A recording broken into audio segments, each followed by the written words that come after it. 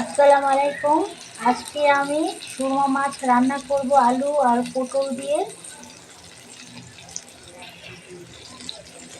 আমি দেখুন সুরমা মাছটা ভেজে তুলে নিয়েছি, দেখিয়ে দিলাম।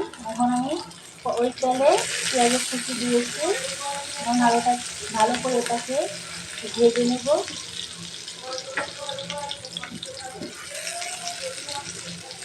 এখন পটলটা দিয়ে দিচ্ছি। দেখুন আমি 2 কাপের মতন পটল নিয়েছি, তার সাথে আলু নিয়েছি আমি 2 কাপের মতন। একসাথে আলু আর পটলটা আমি একটু হালকা ভেজে নেব।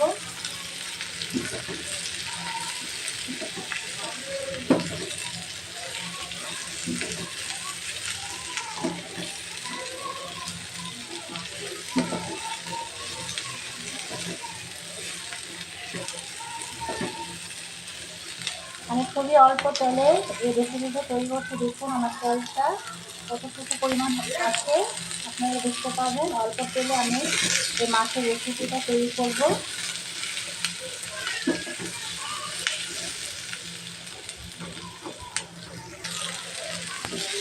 আমার কষানো হয়ে যাচ্ছে। এখন আমি টমেটো কুচিটা দিয়ে দিচ্ছি।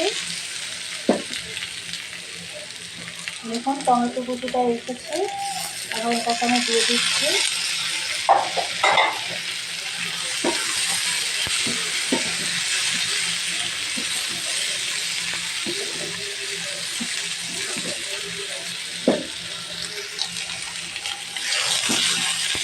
এখন আমি আদা রসুনের পেস্টটা দিয়ে দিচ্ছি।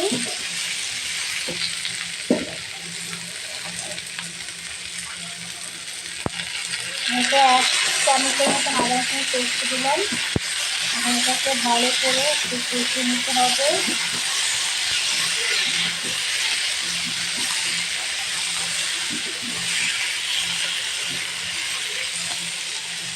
এখন আমি লবণ দিচ্ছি স্বাদ মতন। আমি প্রায় 2 চামচের মতন লবণ দিয়ে দিলাম। লবণ দিয়ে আবার আমি একটু কষিয়ে নিচ্ছি।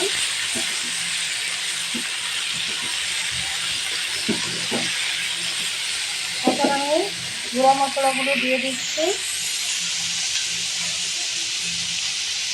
এবার আমি হলুদের গুঁড়া দিয়ে দিচ্ছি 1 চামচের মতো। মরিচের গুঁড়া দেবো 1/2 চামচ, সেটা একটু ঝাল, জন্য আমি মরিচের গুঁড়াটা দিয়েছি 1/2 চামচ। আমি ধনে গুঁড়া দিয়ে দিচ্ছি 1/2 চামচের মতন, আর 1 চামচের মতন আমি জিরে গুঁড়া দিয়ে দিচ্ছি।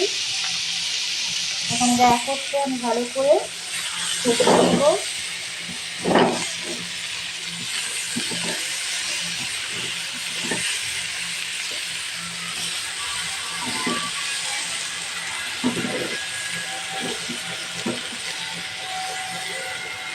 এখন আমি আন্দাজ মতন পানি দিয়ে দেবো।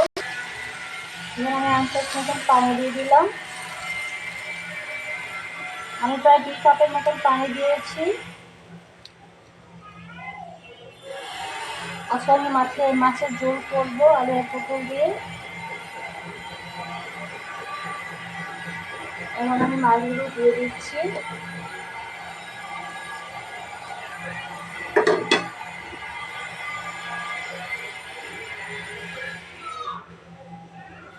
এখন এটা ঢেকে আমি রান্না করে নেব।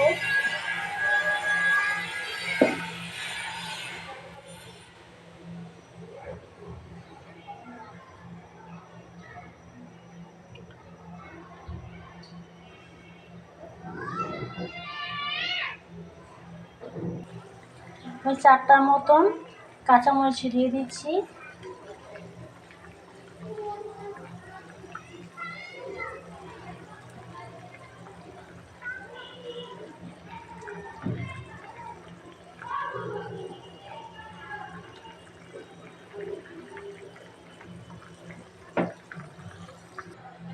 দেখুন আমার তরকারিটা হয়ে গেছে। এখন এটাকে আমি নামিয়ে নিচ্ছি।